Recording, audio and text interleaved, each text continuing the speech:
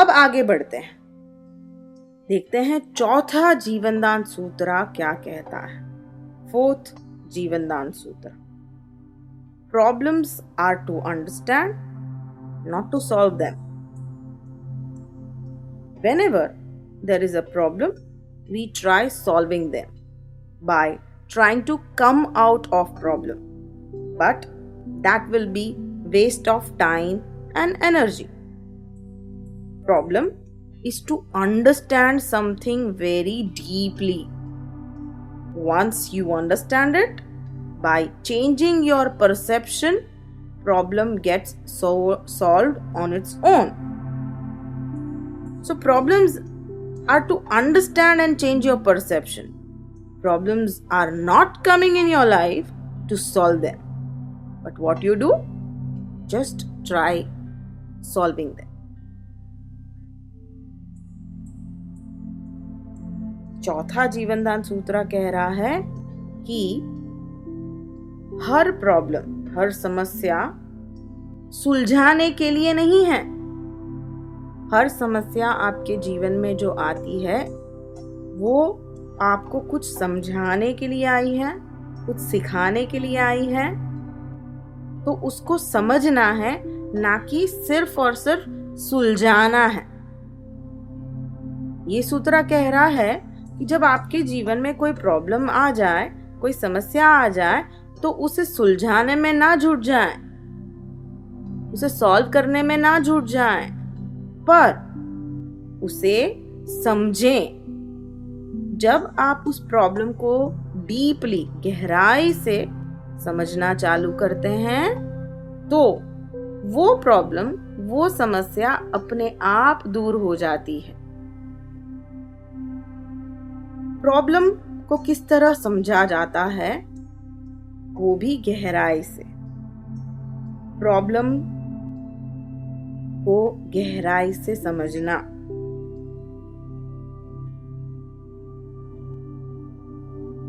पहला जीवनदान सूत्र क्या था?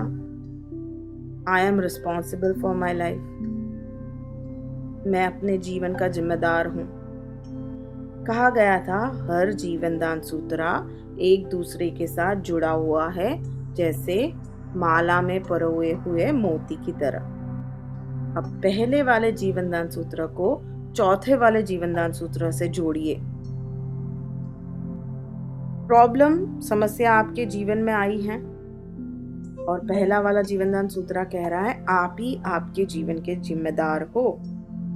और उस सूत्र ने ये भी कहा था कि अपने आप को एक सवाल करें कि मैं अपने आप में क्या बदलाव ला सकता हूं जिसकी वजह से मेरी बाहर की प्रॉब्लम सॉल्व हो जाए। उसी को यहां ले लीजिए चौथे वाले जीवनदान सूत्र के साथ, कि जब समस्या आती है तो उसे सॉल्व करने के बदले समझें। तो इस वक्त वही सवाल करें कि मैं अपने आप में क्या बदलाव लाऊं, मैं अपने नजरिए में से क्या बदलाव लाऊं जिससे मुझे कन्वीनियंस महसूस हो। जिस वक्त आप समस्या से घिरे हुए हैं, उस वक्त एक्शन कम करें, यानी कि कर्म कम करें। उसे सीधा सॉल्व करने की कोशिश ना करें। सबसे पहले अपने नजरिए को बदलें। बैठे बैठे कुछ घंटे या 1-2 दिन आप अपने नजरिए को बदलें। उस समस्या के प्रति जो आपका नजरिया है उसे बदलें। मैं अपने आप को कैसे बदल सकता हूं या बदल सकती हूं? मैं अपने आप को कैसे बदल सकता हूं या बदल सकती हूं? अपना कौन सा नजरिया बदल सकती हूं या बदल सकता हूं? कौन सा नया नजरिया ले सकती हूं या ले सकता हूं? जिस वक्त समस्या आई, आपको इनकन्वीनियंस हुई, जिस वक्त प्रॉब्लम सामने खड़ा है, आपको असुविधा हो रही है, उस वक्त उस प्रॉब्लम को सॉल्व पहले ना करें और ये सवाल करें कि मैं अपना नजरिया किस तरह बदल सकती हूँ या सकता हूँ। नजरिया बदलने के बाद आपको असुविधा में से सुविधा महसूस होगी, और जिस वक्त आपको नजरिया बदलने के बाद असुविधा से सुविधा महसूस होगी, आपका प्रॉब्लम उसी वक्त खत्म हो गया। प्रॉब्लम नहीं रह गया, समस्या नहीं रह गई। यानी कि बहुत चौंका देने वाली बात यह है कि जब आप बदलते हो, जब आप अंदर से परिवर्तित होते हो, तो बाहर बदलाव आ जाता है। जो तकलीफदायक लोग या सिचुएशन थी वो वैसे नहीं रहते हैं। When you change yourself, things around you changes automatically. जब आप बदलते हो, आपके आसपास सब कुछ बदल जाता है।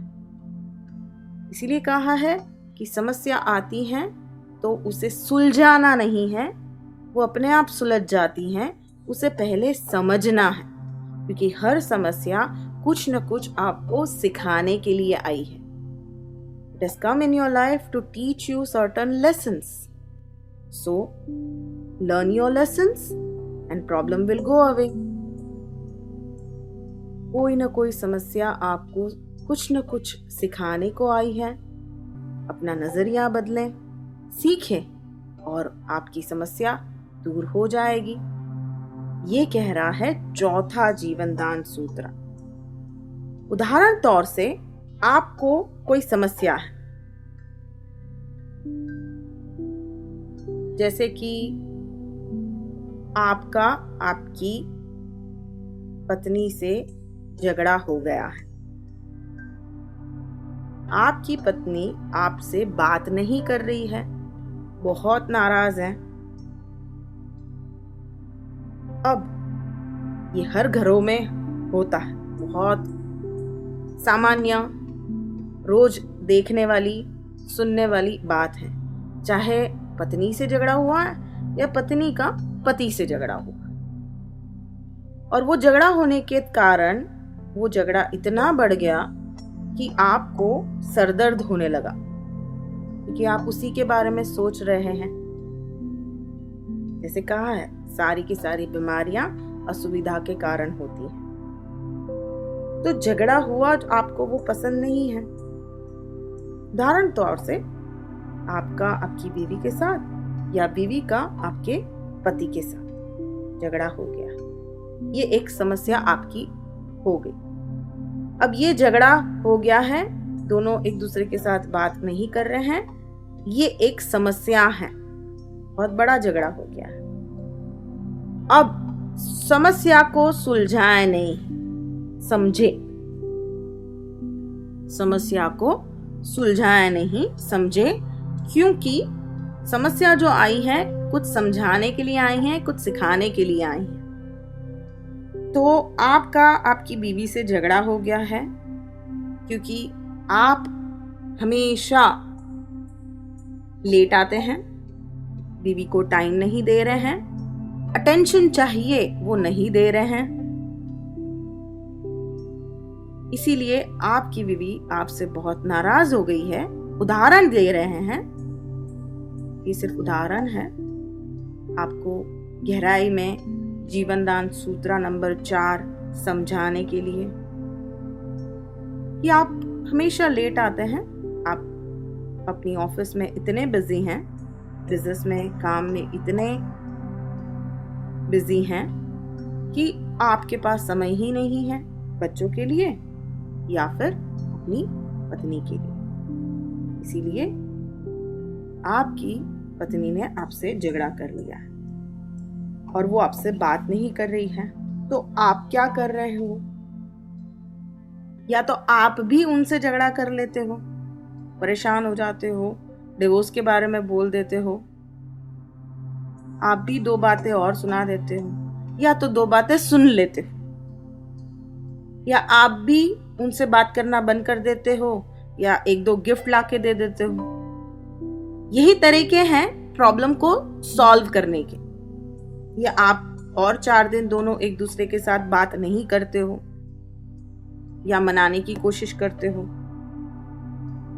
और फिर 4 दिन के बाद वही समस्या वापस खड़ी हो जाती है कि 4-8 दिन सब कुछ सही रहता है और फिर वापस दोनों का झगड़ा हो जाता है कि प्रॉब्लम तो वहीं की वहीं है।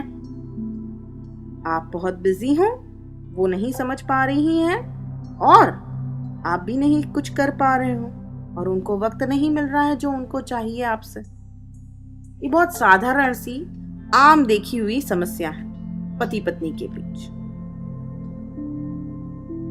अब चौथा जीवनदान सूत्र कह रहा है कि इस समस्या को सुलझाना नहीं है जो आप हमेशा करते हो और हमेशा से ही वो समस्या सुलझती नहीं है, सिर्फ टेम्पररी आपको आराम देती है। आपने अच्छा सा कोई गिफ्ट लाके दे दिया, खुश हो गए, 4 दिन के बाद वापस झगड़ा हो गया।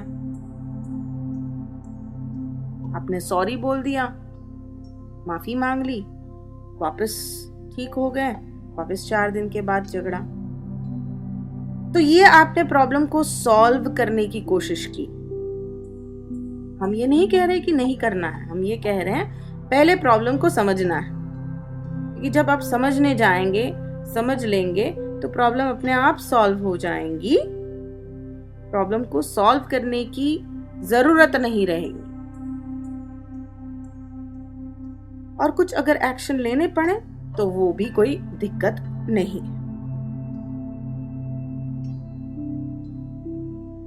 तो उस पति को क्या समझना है ये समस्या से, पत्नी से झगड़ा हो गया है, उससे क्या समझना है? उससे ये समझना है और अपने आप को वही सवाल करना है कि मैं अपनी जीवन का जवाबदार हूं, जिम्मेदार हूं। नो ब्लेमिंग, दोष नहीं देना है।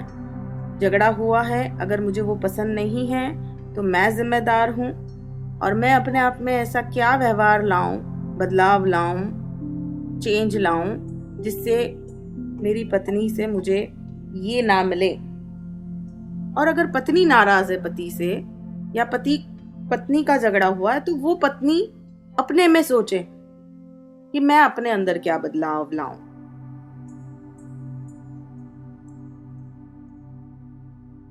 और पति जब ये सोचता है कि ये प्रॉब्लम जो पत्नी के साथ हर बार मेरा झगड़ा होता है उसे कैसे सुलझाऊं, कोई मैरिज काउंसलर आपकी प्रॉब्लम नहीं सुलझाने वाला है। इतने सारे मैरिज काउंसलर हैं, वो नहीं सुलझा सकते हैं। आप अगर उनको सवाल करेंगे तो उनकी मैरिड लाइफ में प्रॉब्लम होंगे। आज तक कभी पुरुष स्त्री को नहीं समझ पाया है, स्त्री पुरुष को नहीं समझ पाई है। सदियों से यही चल रहा है। पर पुरुष अगर पुरुष को समझे और स्त्री स्त्री को समझे तो ही पुरुष स्त्री को समझ पाएगा और स्त्री पुरुष को समझ पाएगी। पुरुष पुरुष को समझने की बात का मतलब ये है कि पुरुष खुद को समझ पाए। स्त्री स्त्री को समझने की बात का मतलब ये है कि स्त्री खुद को समझ पाए। पत्नी अपने आप को समझे और पति अपने आप को समझे। Knowing and understanding your own self, तभी आप दूसरे इंसान को समझ पाएंगे। तो उस उदाहरण में समस्या ये थी कि पति पत्नी का झगड़ा हो गया क्योंकि पति बहुत देर से आते हैं, समय नहीं दे पा रहे हैं और उस समस्या का समाधान नहीं करना है, उसे समझना है। इस पति को अपने आप को पूछना है कि मैं अपने आप में क्या बदलाव लाऊं और ये समस्या मुझे क्या सिखाने के लिए आई है। बहुत गहरा सवाल है ये। उस पति को अपने आप को पूछना है कि ये समस्या जो आई है मेरी और मेरी पत्नी के बीच में, रिलेशनशिप इश्यू, वो मुझे कुछ सिखाने के लिए आई है। तो मुझे क्या सीखना है? तो प्रॉब्लम ये है कि मैं टाइम नहीं दे पा रहा हूं, ये समस्या है और ये कुछ मुझे सिखाने के लिए आई है और वो असुविधा दे रही है। तो इस पति को सीखना है अपने अंदर जो फीमेल एनर्जी है, उस फीमेल एनर्जी को उसे और उजागर करना है। हर पुरुष के अंदर एक ऊर्जा होती है, स्त्री की ऊर्जा, और एक होती है पुरुष की ऊर्जा। और हर स्त्री के अंदर स्त्री की ऊर्जा भी होती है, पुरुष की भी ऊर्जा होती है। Masculine energy and feminine energy पुरुष के अंदर होती है, मेन के अंदर होती है, और वुमेन के अंदर भी मैस्कुलाइन एनर्जी और फेमिनाइन एनर्जी होती है। पुरुष हाथ रखती हैं बच्चों के सर पे, ममत्व, हीलिंग एनर्जी, प्यार, केयर, ये फेमिनाइन ऊर्जा है। तो ये पुरुष के अंदर कम है, इसीलिए वो ध्यान नहीं दे पा रहा है, नर्चर नहीं कर पा रहा है, इग्नोर कर रहा है अपनी बीवी को। बीवी तो पूरा दिन, पत्नी तो पूरा दिन घर संभालती हैं, बच्चों को संभाल रही हैं। तो इस पति को उसकी खुद के अंदर की स्त्री ऊर्जा को थोड़ा और बढ़ावा मिले और उसके अंदर की स्त्री ऊर्जा और पुरुष ऊर्जा का बैलेंस हो, और वो अपनी स्त्री ऊर्जा को बढ़ा के अपने अंदर थोड़ा ममत्व ला के घर में अटेंशन दे, पत्नी को अटेंशन दे, टाइम दे, प्रेम दे। ये उसे सीखना है। इसीलिए नेचर, कुदरत, उनके खुद का जीवन ये समस्या उनको दे रहा है। उस पुरुष को अपनी स्त्री को आदर देना है, रिस्पेक्ट देना है, मान देना है, ये सीखें। इसीलिए क्योंकि सिर्फ शादी हो गई है और घर में आ गए हैं, वो बच्चे को बड़ा कर रही है, वो सिर्फ इनफ नहीं है। उनको मान दे, उनको टाइम दे। जब आप किसी को अपना समय देते हो, समय देने का मतलब है उनको आदर देना। आपके लिए वो इम्पोर्टेंट है, तो वो एक रिस्पेक्ट आ जाता है। आप उसे ग्रांटेड नहीं ले रहे हैं। उस पति को बहुत सारी चीजें अपने बारे में समझनी है, इसीलिए ये समस्या आई है। समस्या क्या थी? याद है ना? उदाहरण दिया था। समस्या ये थी कि एक पति का पत्नी से झगड़ा हो गया है। झगड़े का कारण ये है कि पति समय नहीं दे पा रहा है। तो पति प्रॉब्लम सॉल्व करने की कोशिश कर रहा है, लेकिन चौथा जीवनदान सूत्र तो कह रहा है कि प्रॉब्लम को सॉल्व ना करे, पहले समझे कि ये समस्या आई क्यों आई है। तो ये समस्या उस पति को कुछ सिखाने के लिए आई है। क्या सिखाने के लिए आई है? वो पति के अंदर स्त्री ऊर्जा और पुरुष ऊर्जा का इम्बैलेंस है। पुरुष ऊर्जा तो बड़ी एक्टिवेटेड है, चल रही है, क्योंकि काम चल रहा है, ऑफिस चल रहा है, बिजनेस चल रहा है, पैसे आ रहे हैं। लेकिन स्त्री ऊर्जा दबी हुई है। उस पुरुष को अपने अंदर, खुद के अंदर की स्त्री ऊर्जा को थोड़ा बाहर लाना है और खुद के हृदय में थोड़ा विनम्र भाव, थोड़ा प्रेम, आदर वो और लाना है और उसे बाहर व्यक्त करना है पत्नी के सामने। जब वो ये कर देता है तो उसे प्रॉब्लम सुलझाने की जरूरत नहीं पड़ती है, प्रॉब्लम रहती ही नहीं है। यानी कि उसकी पत्नी के साथ झगड़ा होने का सवाल ही नहीं है। सरफेस लेवल पे तो कुछ और दिख रहा था, सतह पे तो लग रहा था सिर्फ कि पति पत्नी का झगड़ा हो गया, वक्त नहीं दे रहे हैं, कितना भी पत्नी को वक्त दे दो, इनफ ही नहीं है। पर मेरे पास वक्त ही नहीं तो मैं दूं कैसे? समझ नहीं रही है मेरी पत्नी। काम कौन संभालेगा ऑफिस का? सतह लेवल पे तो ये सारी बातें हैं। गहराई में जीवन को अगर समझना है तो ये बात है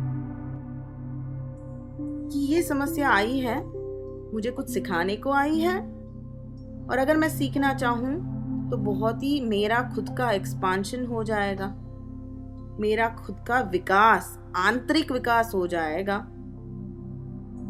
कि हर समस्या बहुत ही आशीर्वाद रूप है, क्योंकि आपके व्यक्तित्व का निखार होता है जब आप उस समस्या में से समझ डेवलप कर लेते हैं। उस समस्या में से आप एक नई समझ बना लेते हैं तो आपका बहुत बड़ा विकास हो जाता है। और विकास होना बहुत जरूरी है। ये बात हुई पति की एक उदाहरण देके कि सतह लेवल पे समस्या ये दिख रही थी, पर वो आपको कुछ और सिखाना चाह रही थी, इसीलिए ये समस्या आई थी। हमारे पास कितने लोग आते हैं, पति का ही उदाहरण दिया है तो उसी के बारे में बताएंगे। एक पति आए थे, बैठे थे सामने, अपनी समस्या बोल रहे थे कि ये मेरी बीवी जो है बहुत तकलीफ दे रही है, बहुत ही तकलीफ दे रही है।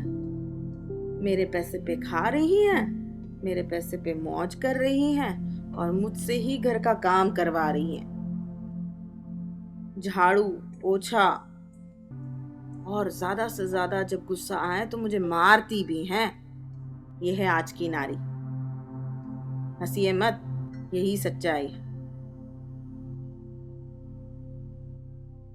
आगे पर जब बात चली इनसे तो कहने लगे